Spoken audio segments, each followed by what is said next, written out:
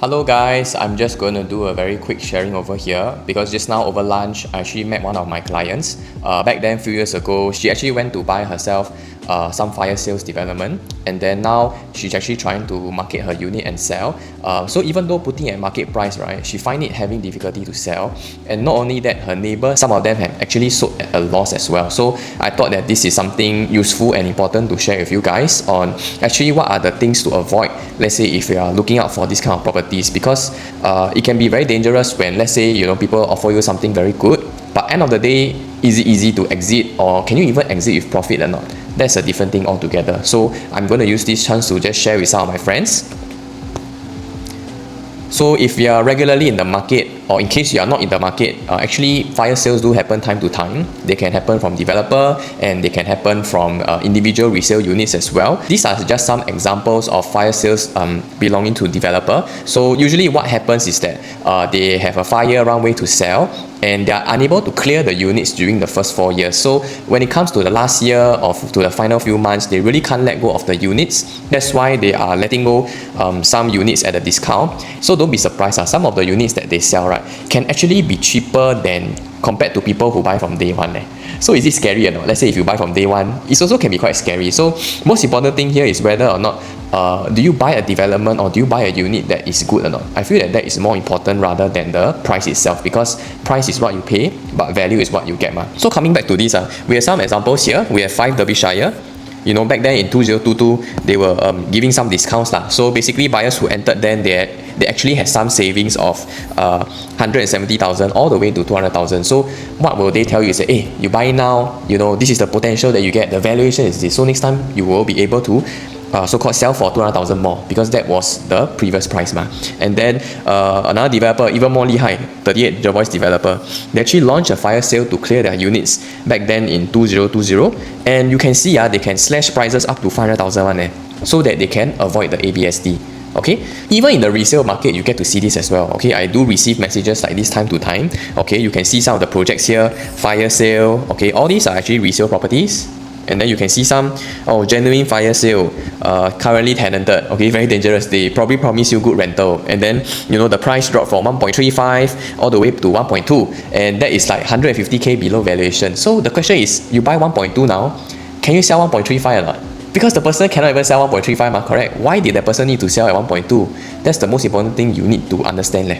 Okay, and as well as Newton. Okay, so for example over here, 3 over million, savings of about 200 over 1,000, because the previous price was 3.2. So don't let all these so-called savings sort of like lure you because there's always a reason why they cannot sell for a good price, correct? And they always use all the things to so-called attract you by saying, things like, this is currently tenanted, you don't have to find another tenant. Okay, this is very near MRT. You got a penthouse, duplex, no extension. Okay, even this side, you got 1 km to good school, you got low maintenance fee. Your price is, even cheaper than Jurong leasehold. So does it make sense or not? Let's find out more from here.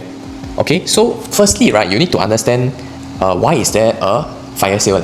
And if you can understand this, right, that is the key to you to buying a good property. Okay, so why is there a fire sale? I want to ask you now, if you have a house now, let's say you bought this house for 1.2 million, will you want to sell this for 1 million or not?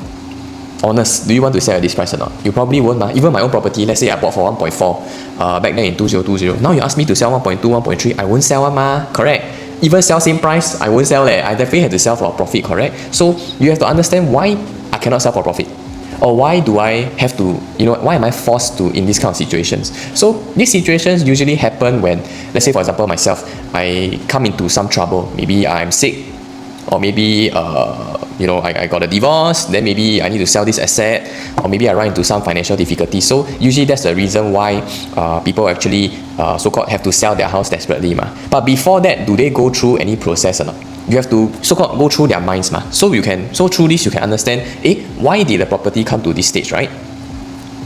So, example, what if a crisis happens? Firstly, okay, there are a few steps, you don't sell a house straight away, right? There's a few steps that you will go through. Firstly, you will cut spending. So maybe you stop going for holidays, you stop spending on unnecessary things. Instead of going to eat in a restaurant, you eat in kopitiam. Then instead of eating in kopitiam, if you can save even more money, you go and eat at home, you cook at home. You really no money, you eat instant noodles, correct? And then after that, even after you cut down your spending, let's say if you still need money, okay, then of course you will start to sell off things already. Okay, what is the first thing that you will sell? You will naturally sell the things that you find that not important one, correct? That you can live without one. So things like, you know, your bag, your car, your watch, all these kind of things you will try to sell because you can live without it, right?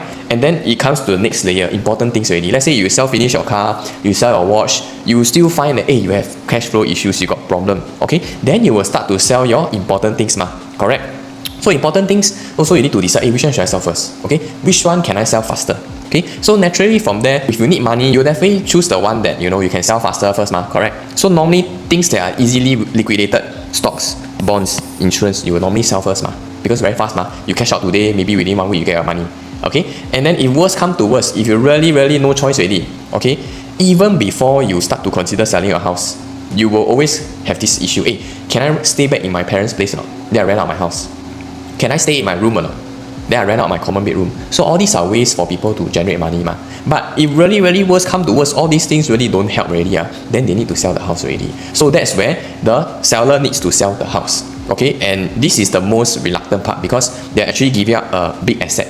And then if they sell this away, potentially they got no place to stay one, right? So if they got place to stay, maybe if the rental is high, they will consider moving back to their parents. They rent out this place, generate some income, okay? 1 month 4,000-5,000, at least, you know, 1 year you can recover back 60,000 to 80,000, correct? So that is usually the first step that they will take to do, If that really doesn't work, if they really need money, then they will put their property in the property market. So same thing one, okay? Every seller want to sell high. Who wants to sell low, right? Remember just now I asked you whether do you want to sell a property for low price or not. You obviously the answer is no, correct? I also won't sell my property for low price, So what they will do, they will list their property first. Okay, the not so serious one, they will definitely put above market price. So market price is like that. Okay, it's very normal one, okay? They will say, hey, let's put it at this price first. Okay, then let the buyer come and reduce. Okay, so if they are successful, if the unit is easy to sell, they may be able to sell here, or they may be able to sell here also, no problem. Okay, because it's something that is easy to sell. Okay, if let's say something that is slightly more challenging, okay, maybe the unit type quite small, or it's in the area where people don't really want to pay so much for this product. People want to buy but they don't want to pay. Okay, then maybe they sell at market price. Correct? So in what case will they come into where they have to sell at low price? Okay, it's the same answer as the developer or those fire sale just now. Okay, sell finish everything already, no money, still need to sell the house, right?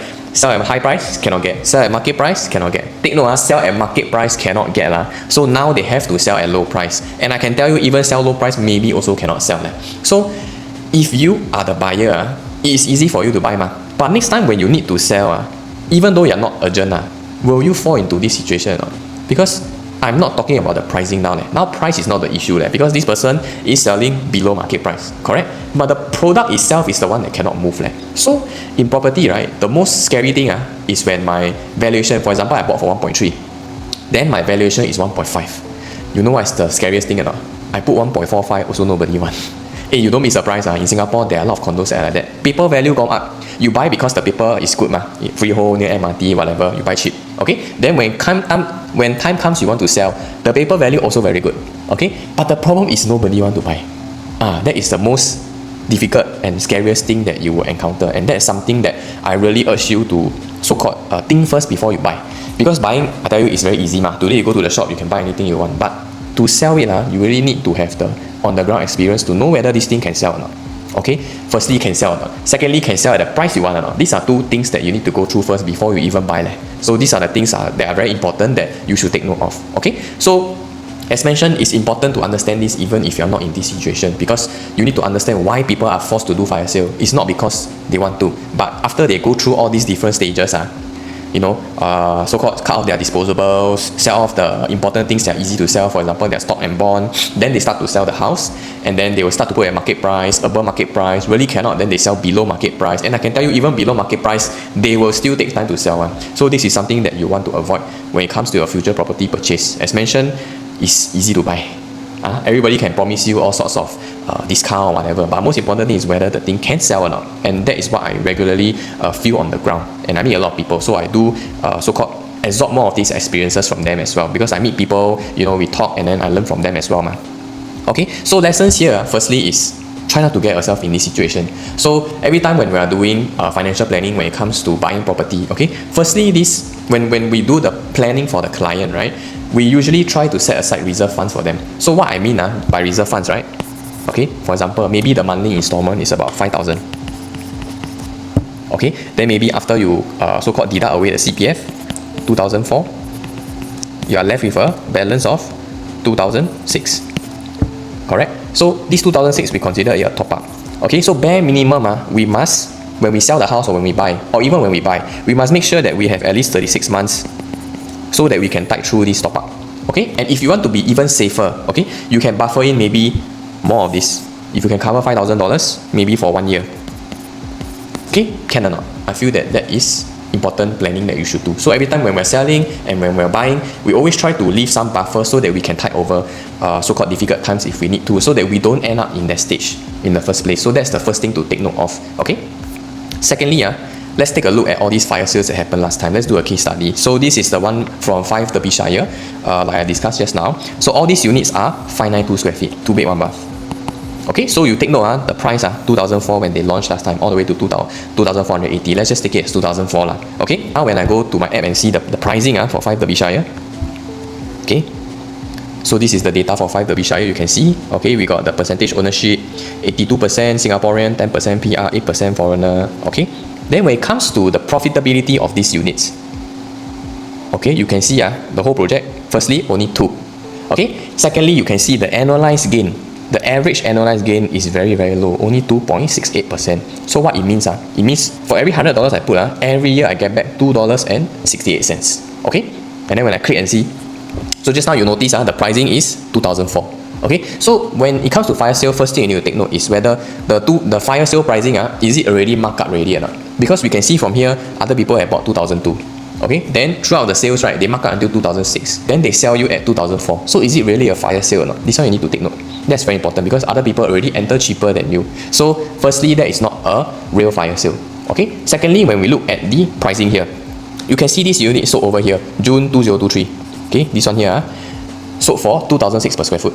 Okay, very good for this owner. Why? Because he bought 2002. Okay, now you buy 2004. Okay, because he only bought for 2002. Okay, and this happened in June 2023. By right, the price is supposed to go up, correct? But why? One floor lower, 2 years later, why did this property only sell for 2,448? Isn't it strange?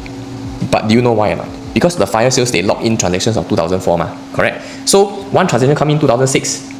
Then the rest, when buyer come and view the house, right, they will still see the 2004 transactions on it. So they will offer based on this 2004. And this seller, no matter how much he tried to sell at 2006, right, he cannot get the price leh. And buyer come in, they refer to the previous few transactions. So that's why in the end, the price dropped back to 2004. So can you imagine these people that buy at 2004 now how? You know, you earn $48 per square foot, is it? To make sense, correct? Okay, so you can see when I go back to the timeline, right, it should be correct one.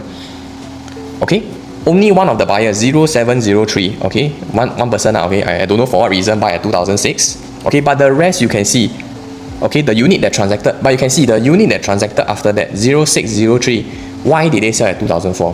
Very easy, because the rest already done at 2004, so that's the valuation. And that's the reason why the price didn't go up. The price didn't go up not because of just the valuation itself, but the price didn't go up because the buyer didn't want to pay. So that means that the product is not right. Okay, I hope you understand where I'm coming from. I'll show you another example. So compared to another property that performs slightly better, in this case maybe in the same time frame, 2022, 2021, maybe we see something slightly better here on Holland, for example. Okay, and then when I go to the profitability, okay, 100% profits, and then you can see that the average annualized gain is about 4.68% for this project, so slightly better. Okay, and then when we look at the transactions, most of them were purchased in 2021. Okay, so you can see 1.4 they sell 1.6, better, right? And then 1.6 they can sell 1.8, 2.4 they can sell 3.1. So this is a property that is better compared to the one just now. This one don't have fire sales, but what we can see here, you can see the entry timing, June 2021, and their purchase price is between 23 to 24. So let's see back then what was the pricing at when they bought this unit. Okay, so I have actually done some homework previously. 2018, between 2018 to 2021, which was just now the properties where they transacted, right? The average transaction price is 2440. Okay, but yet when we look back, right? Okay, 2021, these buyers actually lock in a price of 23 to 24. So these buyers actually enter at this price range here. Okay, so my recommendation is instead of having a fire sale, okay, it's better to buy good properties, but you buy within a range that is at average or below average. Okay, why? So that when you sell, right, you can see they sell between 2.6 to 2.9, already a decent profit for them. Okay, back then at that time, people already clocked 2.9. Okay, and this is a better performing property. So let's say we lock in here the price at 2.3. Okay, can I sell at 2.6?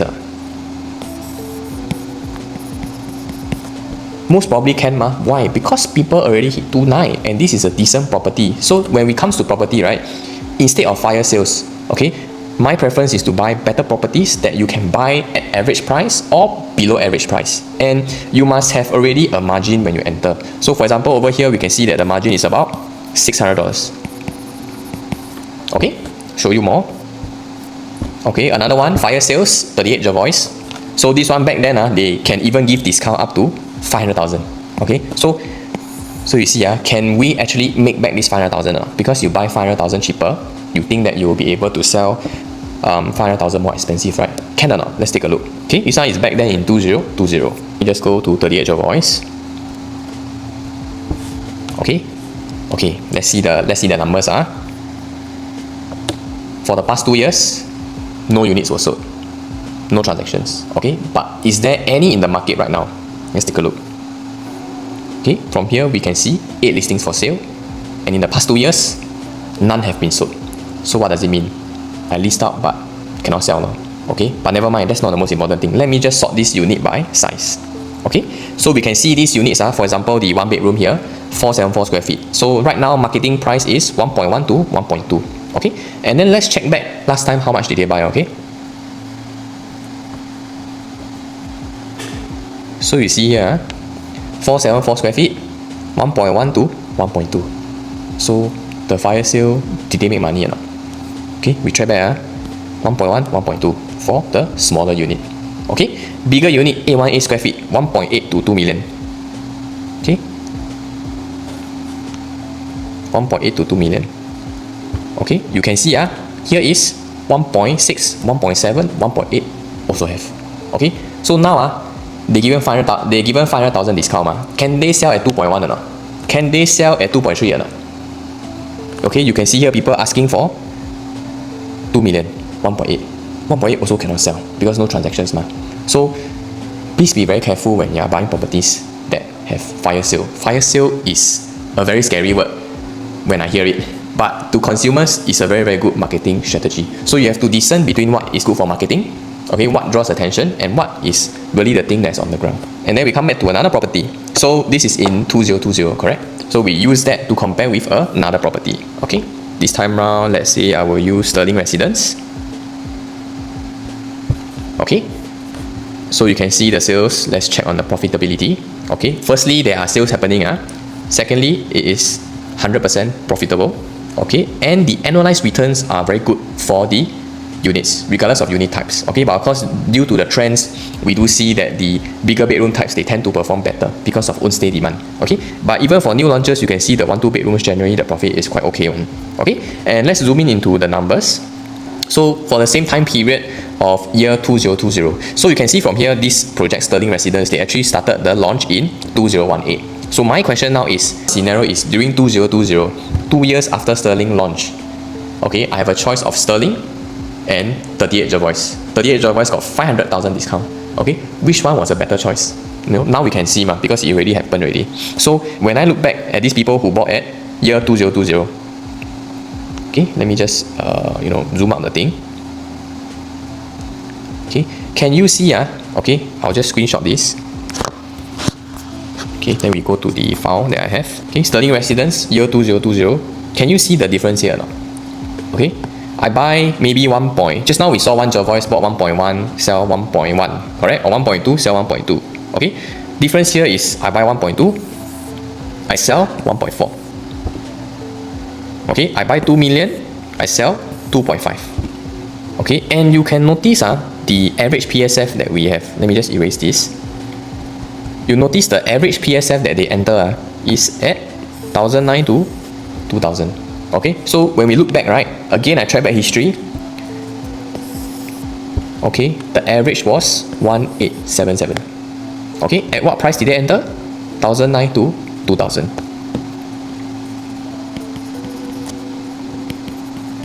Is it safe or not?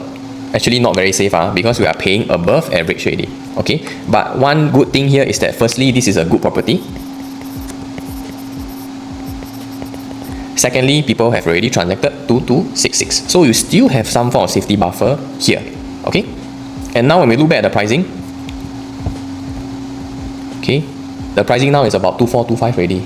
Okay, so actually this price is same as 𝑭𝒊𝒏𝒈, but why do people buy this? There's a reason, correct? When it comes to resale, it is very similar. Why do sellers have to go until the stage where they have to so-called go for fire sale? It's the same. Okay, they try to sell at above market price, they cannot get. After that, they try to sell at market price, also cannot get. Okay, in this current environment, if you cannot sell a unit at market price, your unit really got problem. Please sell fast. Okay, because why? You should actually regenerate your funds into something else. Okay, the saddest thing is when you try to sell at market price and nobody want to buy. That is the saddest thing, and I do see this happen to quite a few people that I know. So please avoid this mistake. But coming back here, I'm not trying to say that these properties are not good, but just to evaluate them on a very fair basis. Okay, one by one. Okay, Foresta at Mount Faber. Okay, let's look at the pricing. How the performance .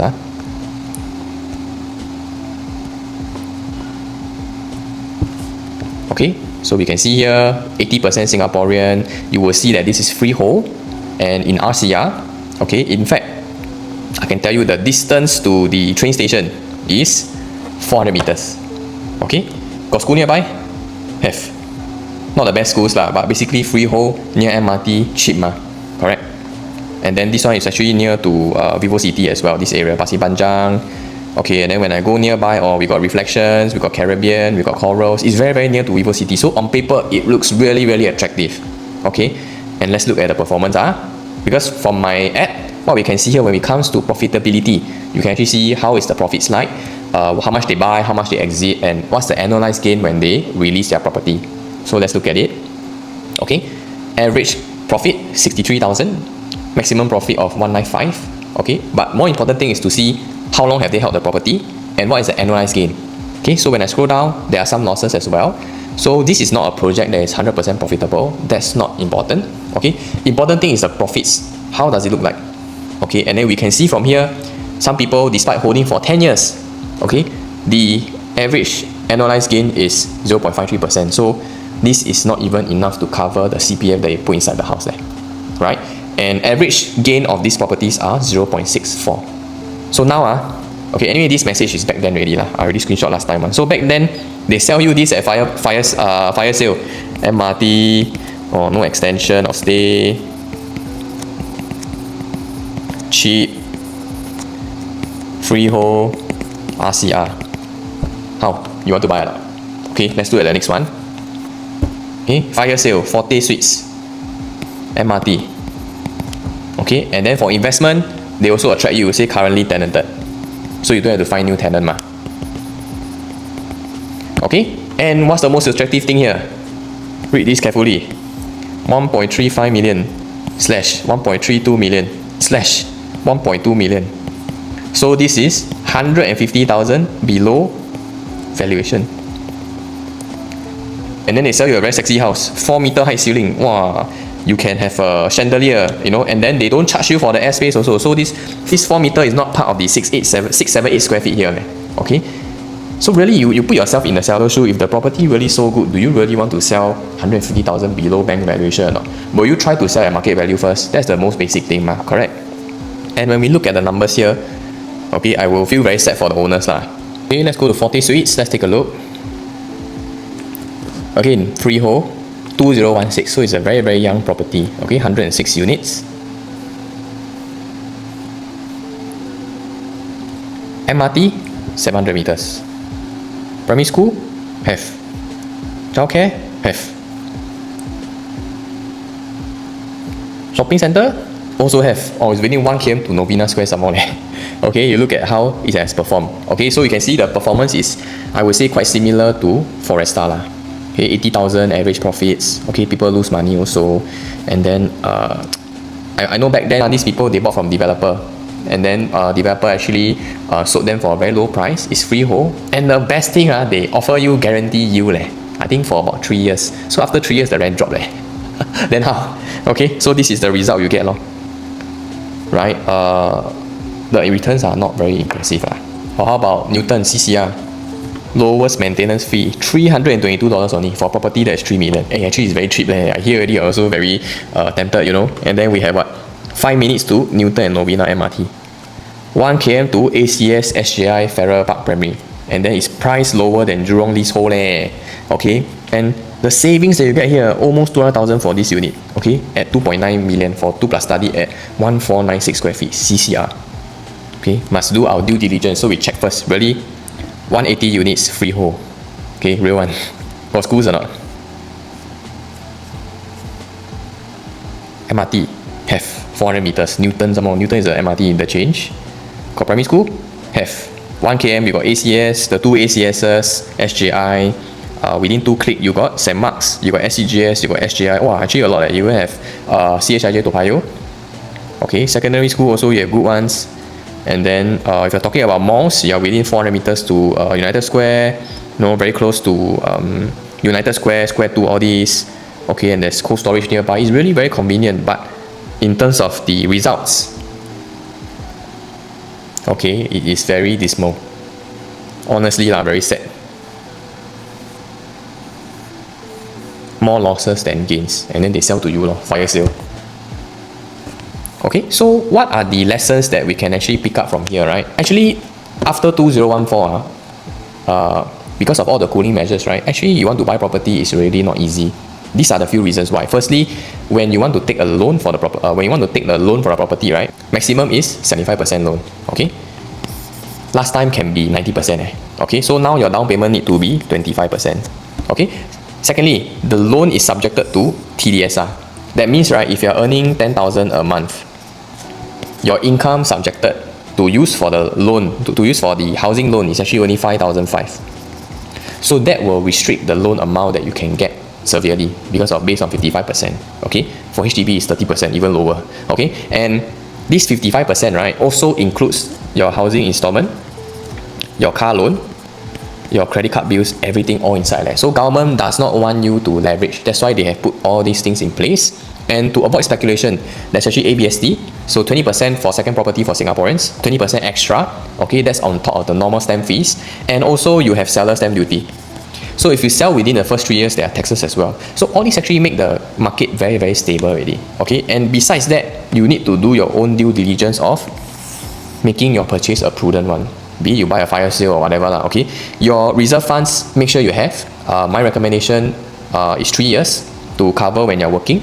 And if you're not working, you give yourself 1 year to sell the house So for the full installments, you multiply by 1 year. That is the minimum that you should keep when you're buying this property to ensure that it's safe Okay, and that is in terms of the regulations and how to protect yourself. And just remember that fire sales means they cannot sell at market price, and you are basically taking over the fireball if you are buying over this unit. So it's not that cannot buy, it's just that you should play it safe when it comes to things like that. Okay, because it's a huge sum. Okay, my preference is actually to buy good properties. Okay, not just on paper. So just now we saw on paper we can have good schools with near MRT, even freehold. All these are actually traps that you should avoid. If you are not sure what is a good property, then it will be good to consult experienced realtor who is very good on the ground on all these kind of things. Not just new, but also how do they perform in the resale market. Because same thing when you buy new or you buy resale. End of the day, to get the profits that you want, you have to sell it. So if you want to sell it easily, it must align with the market over there, and also you must give some sort of benefit to the next buyer. Okay, because same thing, now I fire sale to you because you find that you have benefit correct? So next time when you want to sell to people, right, they also need to feel that they have a benefit before they want to buy your place correct? Otherwise, why they buy your place? So that's very important to know, and different areas behave differently. So the needs of the people or the buyers, let's say in District 15, Katong area, they can be very, very different from the needs in people who are staying in Woodlands. So if you buy a property in Woodlands, right, it should cater to the Woodlands buyer profile. Okay, if you are buying something in District 10, then it should cater to something to their needs or whatever their preference is in District 10. Okay, so the needs over at different areas are different, and it's very important that you know what's happening on the ground in that district before you start to buy something in that district. Okay, but with that being said also, you shouldn't rule out a district because you don't know that place, because there are good deals around. It's just that you are not familiar, so you need to get someone trusted and good enough to guide you on what are the various things to take note of when you're looking out for properties. Okay, so try to buy good properties at fair price so that you will avoid all these mistakes next time, and at least you can sleep peacefully after buying these kind of properties lah. And I can assure you, next time you will be able to sell at market prices or even above market prices, and you will not have to resort to selling at fire sales. So that's something that you want to avoid today.